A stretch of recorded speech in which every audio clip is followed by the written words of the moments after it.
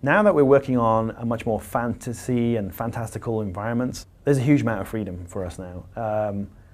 First of all, you're not tied to something that everybody's aware of. Like, you know, if you're going to make a laundromat, there's certain criteria you have to stick to. Like, you would expect your laundromat to have washing machines and dryers and etc. Where if we're going to be making like a crazy demonic altar for, you know, raising the dead, we can pretty much go in a whole bunch of directions. Some of the dungeons and the puzzles and the things we want to do also allow us to create way more off-the-wall ideas. You know, if you wanted to do like a pendulum or something, you had a puzzle that you had to jump across and then kind of like, you know, ghost hook to another area. We're thinking, okay, what's that going to be? Is that a broken bridge? You know, we're trying to tie it into the real world. Does it kind of make sense? You know, and then you're trying to put some logic to it. In some ways, we can kind of throw logic out the window a little bit and just ask ourselves, is it going to be cool? An overall mandate for like the style of Darksiders 2, I had a chat with Joe about it once, and you know, I said, in a nutshell, in a word or a sentence, you know, where are we going with Darksiders 2? So he says, we just want to make it strong. So nothing wispy and, you know, whimsical. Dave added to that, and he actually had a pretty good one statement thing, is nothing in Darksiders should look goofy. Those are kind of like, if you want to, something we're always kind of thinking about in the back of our minds and distilling into everything we do. So we look back and he goes, that looks weird. Yeah, I don't think that's Darksiders. So we're all kind of getting a sense, and hopefully, from my sensibility, from having worked on Darksiders 1s and being pretty familiar with Joe's style, teaching the other guys as well also about what makes something Darksiders. I've done a couple of paint overs and drawings and, you know, illustrations to try and explain what's a good way to go with Darksiders and what's not a good way to go with Darksiders. You can have elegant curves and things like that. You know, for some games that works. For us, everything's got to be edgy. It's going to be faceted.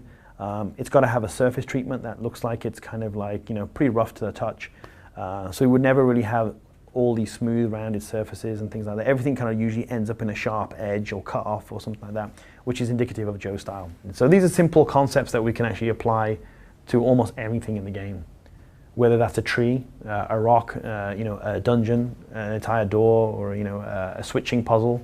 Sometimes it's very hard for an artist to try and break that style down. They may take this and interpret it into their style, but they may not be realizing that they're doing it.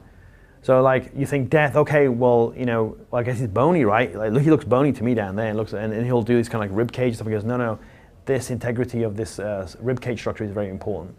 Like his fingers, you may think, oh, he's a bony guy, his fingers are thin and spindly. No. Because it's Joe's style, his actual thumbs and knuckles are actually very thick and chunky, because that's the Darksiders style. Joe's artwork also, again, is very vibrant. It's always kind of like a very strong in color. So that's something we're kind of pushing a lot, especially as we theme the dungeons. We're going to make sure you have a very different experience depending on the mood of the dungeon and where you're at. The Dead Plains is an area that's in just continual decay. So we wanted to show that off. We wanted to show buildings that were, you know, partly crumbling. Through VFX, we're probably going to start doing effects that basically, you know, emit off the buildings, and there's like a whole bunch of streams of like, you know, dust and debris constantly falling. It's kind of like it's eternally decaying but never completely falling apart. There's a quiet desolation in this area. We went very kind of like purple and blues and stuff like that. To us, kind of, it was very like a Death color. But then it was also very, very close to Death himself. So it's almost like, well, this isn't kind of like his home. We don't want it to feel like, oh, I've come home. You know, I love it in this place. Our lighting artists, we played around with the color lookup table, which is kind of like a screen effect that we have, and play with a couple of ideas of toning it more down to desaturation and actually playing with some like more muted green colors. And that definitely took us a lot more towards a somber tone, and a lot more of a kind of like closer to like the Death we were looking for, really, kind of like the dead areas that we're looking for. There are times we may get a high-level mandate from Joe, like when we're looking at an area, for example, the Dead Plains.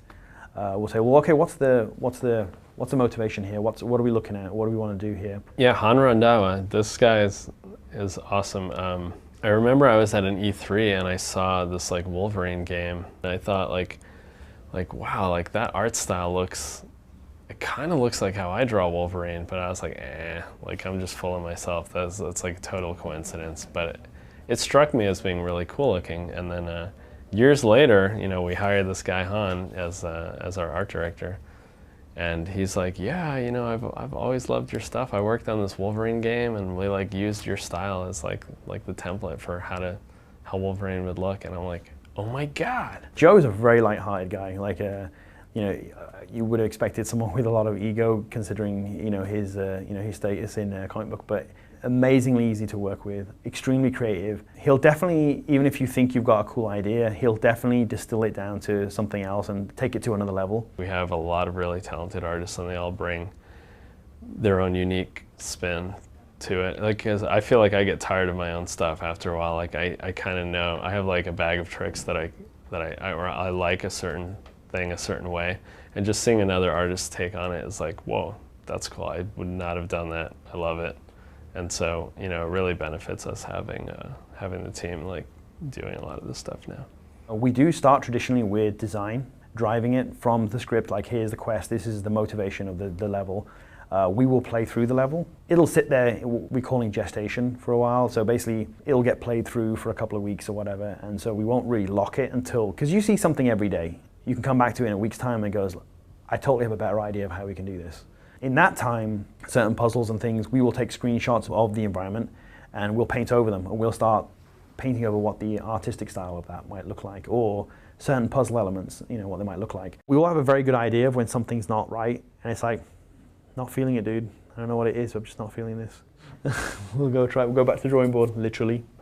We constantly play the game, and stuff that doesn't work needs to get revamped. And you'll always hear the artist say like, hey, I did it like how it was in the concept, but the concept is just, it's a starting point, but nothing ever goes in the game the way it was in the concept, like ever. When we do the leads meeting, we look at the art, everybody's like in the art, oh, what about this? Oh, that's rubbish, why are we gonna do this?